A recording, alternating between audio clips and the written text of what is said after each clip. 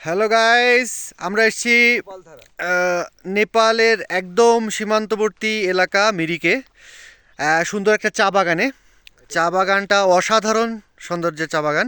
আমরা এর আগে একটা চা বাগানে গিয়েছিলাম, সেখানে এত মজা পাইনি। তো এই যে আমার সামনে যারা আছে সবাই মোটামুটি খুবই আনন্দিত। এখন আমরা চা বাগানটা একটু পরিদর্শন করে দেখব, ঘুরে দেখব। আসুন, চলে আসুন একে একে চা বাগানের দিকে। হ্যাঁ, সবাই আসুন, যান যান যান। যান। মুকুল ভাই, কেমন লাগছে? ভালো আছে?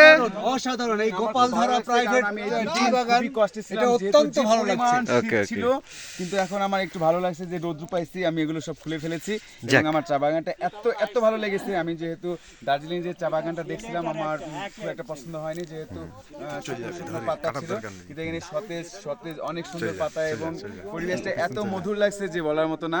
ভাই, আপনার কেমন লাগছে আপনি এবার একটু বলেন। হ্যাঁ, অসাধারণ অসাধারণ, বলার ভাষা নেই। হ্যাঁ, আমাদের চা মেহেদী বাগান তো হাসান। চা বাগানই।